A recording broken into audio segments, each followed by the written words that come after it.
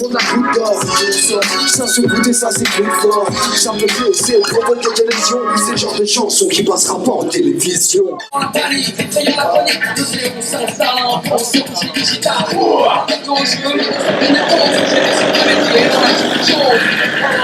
Bonsoir à tous.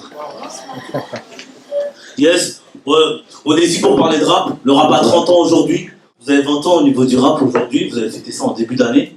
Si je dis pas de bêtises, on part dans l'époque, dans loin. Déjà, est-ce que vous pouvez nous donner votre le premier souvenir que vous avez eu avec le rap? C'était quand, c'était quoi, c'était où? Moi, la première fois que j'ai entendu du rap, c'était les cassettes de mon frangin qui revenait de l'internat et qui avait des émissions de Dynasty. Tu vois, à l'époque, Dynasty sur Radio Nova, il avait son émission avec Lionel D. Et c'est la première fois que j'entendais du freestyle, du rap français. Sinon, j'avais déjà entendu du rap quinri, mais ouais, du rap français, c'était la première fois. La première claque, c'était vraiment 90, 11, voilà, ces années-là, 12. Déjà, quand tu dis rap, bon, c'est la musique rap. Ouais. Moi, les souvenirs que j'ai par rapport à tout ça, c'est plus des souvenirs du hip-hop. C'est-à-dire, pour moi, ça a commencé sur TF1, Sydney en 82, l'émission HIP. Donc déjà, il y avait de la danse, il y avait il n'y avait pas du rap français, mais il y avait il passait du Africa Bambaataa, il passait c'était le fond sonore des premiers danseurs, c'était le rap américain. Donc déjà là, il y en avait, mais on était plus à regarder la danse qu'à s'intéresser au rap réellement. Après, il y a eu toute une période de graffiti. Et cette période de graffiti moi j'ai démarré dans les années 87, 88, et ben c'est aussi l'époque d'émergence du rap français, donc avec Rap Attitude, avec Radio Nova, l'émission Dynasty. Donc ça a été là. Mais avant, il y a une approche de la culture hip-hop avec la danse et le graffiti avant d'en arriver au rap. Le rap, pour le hip-hop, c'est quoi? C'est une branche du hip-hop? C'est... Discipline. Discipline du hip-hop. Discipline. Tu as 5 disciplines majeures. Donc tu as la danse, le graffiti, donc le MCing, le rap, le DJing, aujourd'hui DJ, beatmaker, et à l'époque, tu avais le beatbox, qui était une discipline à part entière. Tu vois, c'était c'était la musique avec sa bouche. Donc c'était les 5 disciplines principales du hip-hop. Aujourd'hui, tu peux en rajouter plein d'autres. Tu peux rajouter le stylisme, la BD, l'AREA. Il y a eu beaucoup d'extensions. Mais au départ, ouais, ça part de 5 disciplines de base. Et le rap, on n'en a pas été la première, tu vois.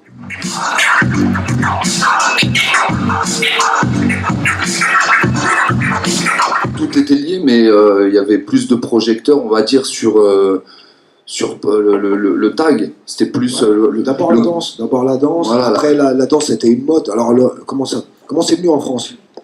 Tu prends 82-83, tu as la danse qui arrive avec Sydney, l'émission HIP. Donc, tu as toute une mode en France où tout le monde va vouloir danser. Tout le monde va apprendre le break, apprendre tout ça, tous les mouvements et tout. Ça va durer 4-5 ans, mais ça va s'essouffler en 85-86. Et là, il va y avoir de moins en moins de danseurs. Et le hip-hop aurait pu finalement totalement disparaître avec tous ces danseurs qui ont arrêté, déjà en 85-86. Et ce qui va faire que de 86 à 90, il n'y a rien, en fait, pour le hip-hop. C'est le graffiti qui va exister, qui va faire que le hip-hop reste encore en France. Et en 90, il va y avoir les premiers rappeurs qui vont sortir. Donc il y a une période de 3-4 ans où le graffiti a fait la jonction entre la danse et le rap, tu vois.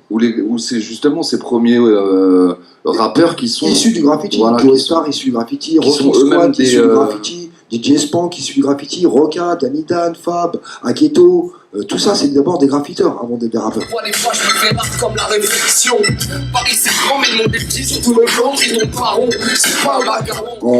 En 1995, il se passe quoi? Les attentats de Saint-Michel dans le RER. Plan Vigipirate. Donc, caméra dans le métro, surveillance donc on est sorti du métro. On a arrêté de faire du graffiti et tout le monde s'est reconverti. DJ, rappeur. Et c'est pour ça que beaucoup de gens viennent du graphe, quoi.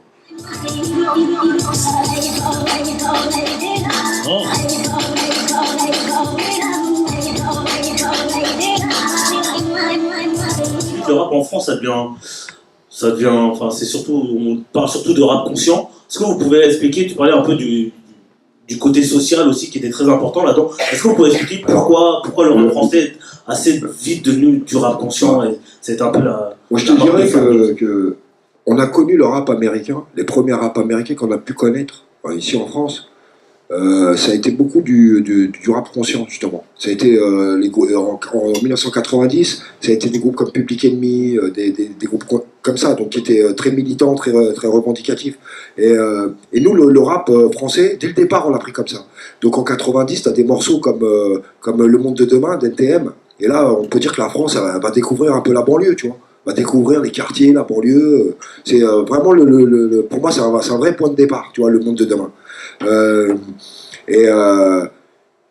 Au départ, le rap américain, lui, n'est pas militant. Tout à fait. Ça vient des blocs parties, donc c'était beaucoup des morceaux de fête. C'était beaucoup des reprises de funk, de boucles de funk sur lesquels les mecs rappaient. Donc tu vois, Grand Master Flash, tout ça, t'écoutes les instrus, c'est souvent de la funk remixée. Et pour l'histoire, pour te dire, Grand Master Flash, son plus grand hit, c'est The Message. Tu vois, qui était un hit mondial. C'était peut-être 83-84. Et au départ, donc il y a un auteur qui écrit ce hit. Donc il y a un auteur qui connaissait Grand Master Flash, le groupe qui aimait, et qui leur propose le texte. Il va voir la maison de disques, dans les saluts, j'ai écrit un texte, ça s'appelle The Message, dans le poché de cause, hein, tu vois, sur les injustices, sur tout ça. Et donc le producteur le propose au groupe, et le groupe, ça l'intéresse pas, en fait, de chanter ça. Eux, ils avaient l'habitude de chanter de la fête, le rap militant, ça n'existait pas, ça ne les intéressait pas. Et donc, dans le clip, justement, dans ce clip de The Message, il y a deux personnes. Il y a un des chanteurs du groupe qui a accepté, et le deuxième, c'est l'auteur. Il ne fait pas partie du groupe, en fait. Les deux mecs que tu vois dans le clip The Message, c'est chanteur et auteur. C'est le mec qui avait proposé le texte, vu que personne ne voulait être dans le clip. Donc, il s'est proposé, il y a été. Et la chanson devient un hit mondial, qui cartonne partout. Et de là, les mecs se disent, ah bon, ça marche, c'est des textes sérieux. Et là, il va y avoir toute une vague. De toute façon, c'est comme ça, tu vois, dès que ça fait tiroir-caisse, les gens y vont. Mais sinon, avant. Donc, et nous, on a connu le rap à partir de ce moment-là. Et on a cru que le rap, ça doit être absolument revendicatif, message, et ainsi de suite. Alors que, dès le départ, c'était faussé. C'était plus large.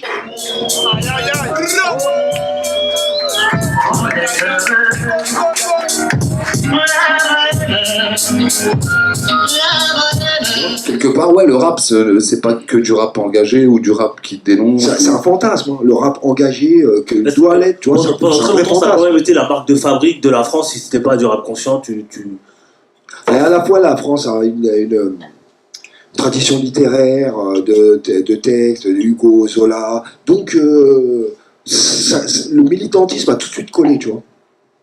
Et le jeu des mots et tout ça, donc après, avec l'arrivée des Solar et tout ça, quand même, les gens ont vu un peu plus large. Et elle était aussi affiliée directement à la gauche, aussi, cette musique. Au départ, les événements, c'était souvent organisé justement. Jacques Lang, c'était un des premiers à organiser au Palais Chaillot les événements graffiti. C'est lui qui a fait venir Altona, la marque Altona de bombes en 83, et qui ont fait toutes les palissades du Louvre et les palissades de Beaubourg. Donc au départ, c'est TF1 qui lance HIP, Marie-France Brière. C'est très politique au départ. Tu vois, on a voulu que. Et ensuite, aujourd'hui, ils ont tout enlevé, ils en veulent nulle part. Mais au départ, ça a été. C'est arrivé par le haut, en fait.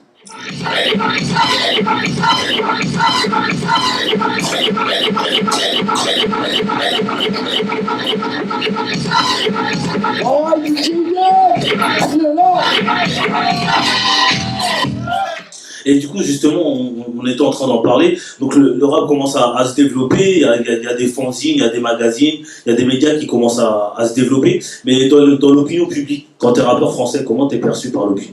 À cette époque-là, on est début 90. Il y a toujours eu une infantilisation, de toute façon, de l'artiste rap. Donc, ça a toujours été vu comme une musique un peu de gamin, d'enfant. Et les textes, au départ, c'était pas pris au sérieux, tu sais. Puis il y avait un grand clash entre ce qu'on appelait la génération des rockers, et la génération des rappeurs. Donc ils comprenaient pas qu'on n'utilisait pas d'instruments de musique. Pour eux, les textes, il y avait trop de mots, ils étaient trop longs. Donc il y a eu toute une incompréhension. Pourtant, c'était vraiment le même esprit. Hein. Mais dans le les rap, voilà, le rap, c'est vraiment le nouveau rock. Et dans les quartiers aussi, c'est différent. Tu sais, aujourd'hui, il y a un mec que je connais, Jean-Marc de l'Écomusée. T'as vu, c'est un mec esprit ouvert, tout ça, ancien punk, ancien hippie, ancien tout. Il est passé à côté t'as vu quand on a fait l'exposition, il m'a dit mais comment j'ai fait pour passer à côté de tout ça? Je fais Jean-Marc, quand on venait vous voir dans les années 80-90, vous nous crachiez à la gueule les rockers. Vous étiez tout ce qu'on ne voulait pas voir. Et aujourd'hui, t'as vu, regarde, t'as une paire de Air Max, t'as ton truc, ben, t'as vu, t'as repris le look quoi, que tu dis.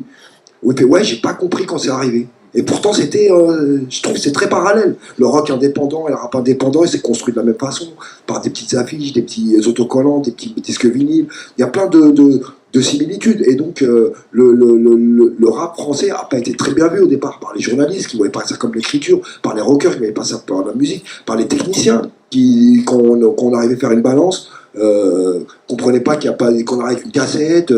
Tu vois, donc il a fallu l'expliquer. Et même le public. Le public aussi, dans les quartiers, il était beaucoup funk parce qu'on regardait le Mia.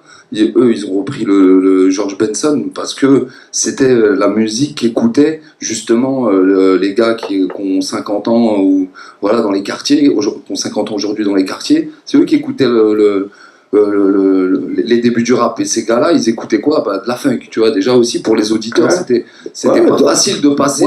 Mais mes potes de l'époque, quand je commençais à leur faire mes premiers textes, ils me disaient mais ça va pas durer. Hein. Dis-moi, en français, ça va pas durer. Hein. Ouais, c'est caricature. C'était la tectonique, c'était 3 mois. Quoi. Ça fait 30 ans. Et voilà. Ouais. Donc, ouais, ils se sont plantés, les copains. Mais c'est vrai que, ouais, par exemple, nous, dans notre quartier, c'était beaucoup funky, par exemple. Tout le monde écoutait de la funk. Quand nous, on arrivait avec le rap, on arrivait comme des ovnis.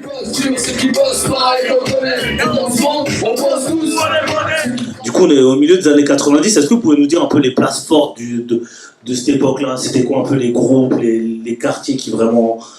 Paris, NTM, Assassin Solar, Minister Hammer, Marseille. Lyon, ça a bougé au début. Lyon, au départ, ça a beaucoup bougé. Puis ça s'est essoufflé. Puis finalement, il n'y a jamais eu de grand rappeur qui est sorti de Lyon. Peut-être 94 aussi, les Little MC, c'est vrai que ça bougeait bien avec...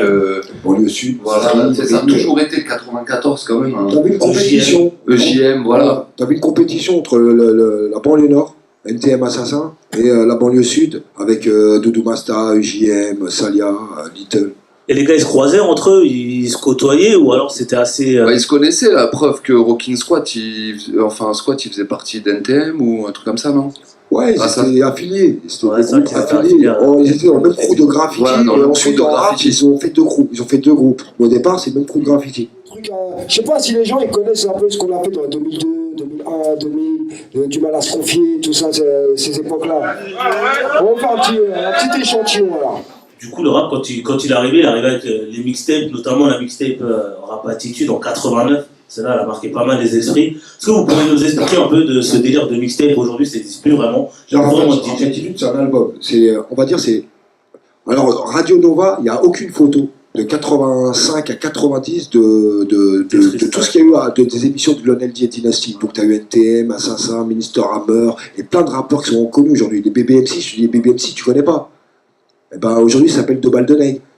Tu vois, il y a eu ils avaient des autres noms. En plus, les mecs ont changé de nom à cette époque. Et Rap Attitude, c'est vraiment une compilation résumée de cette période-là. C'est tous les artistes qui passaient sur Radio Nova et qui ont fait un morceau studio pour cette compile, mais qu'il n'y a pas beaucoup de traces, tu vois.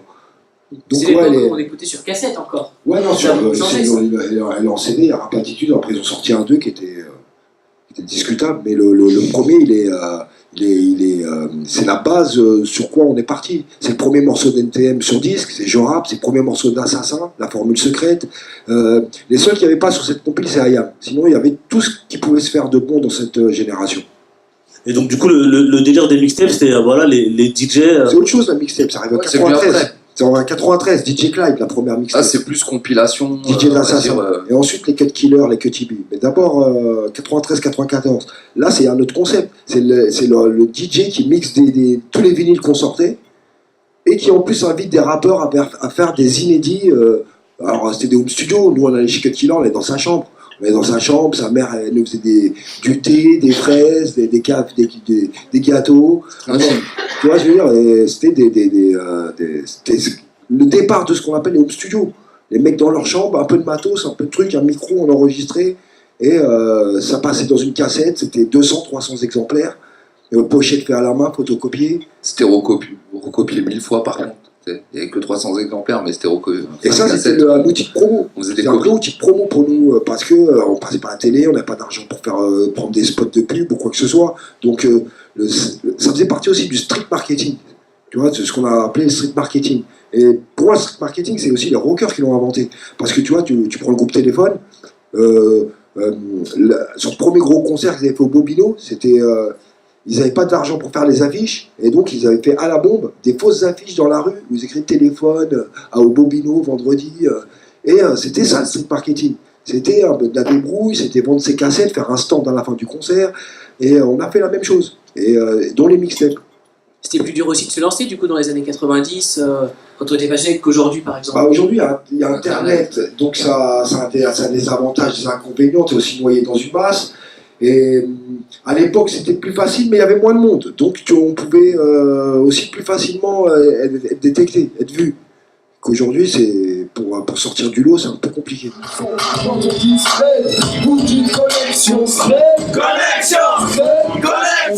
C'était mieux avant. On entend souvent que le rap, c'était mieux avant. Il y a chaque génération donne ses bons, donne ses mauvais, et naturellement, les bons resteront, les mauvais partiront dans les égouts. Chaque génération, c'est classique. Nous, perso, on n'est pas forcément là-dedans, tu sais, de se dire ouais, c'était mieux avant, etc. Il y a du bon aujourd'hui, il y avait du bon aussi à l'époque. Voilà, il suffit de chercher en fait. À l'époque, on cherchait plus. Et voilà, il faut chercher pour trouver ce qu'on veut aujourd'hui dans le rap. On trouve à boire et à manger, comme on dit. Donc voilà, il suffit de bien écouter.